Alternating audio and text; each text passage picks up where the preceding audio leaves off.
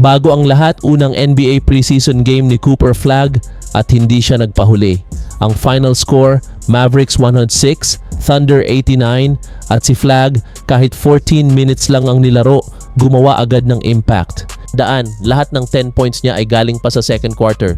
Imagine mo yun, sa unang laro pa lang niya, kita mo na agad ang confidence, energy at yung NBA ready skills na pinakita niya.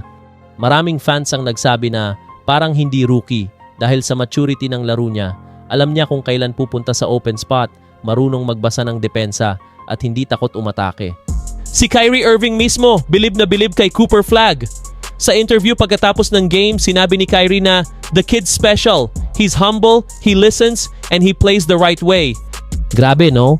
Kung si Kyrie Irving, isang NBA champion at veteran star, ay impressed sa'yo. Ibig sabihin, may future ka talaga sa liga. Kita mo rin sa body language ni Kyrie sa court. Every time may maganda si Flagg, ngumingiti si Kyrie at parang proud kuya vibe. Usap-usapan din ngayon si Anthony Davis dahil sa bagong suot niyang goggles.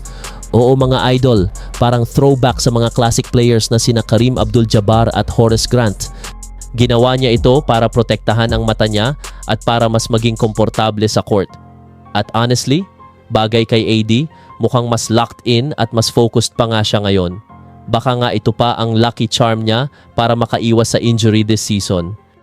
So mga idol, ang tanong, handa na nga ba si Cooper Flagg para sa big stage ng NBA? Base sa pinakita niya sa preseason debut, mukhang oo. Maganda ang chemistry nila ni Kyrie at kung tuloy-tuloy ang ganitong performance, baka maging isa siya sa mga exciting rookies ngayong season.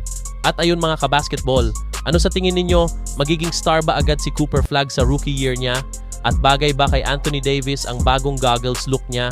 Comment nyo sa baba ang opinion ninyo.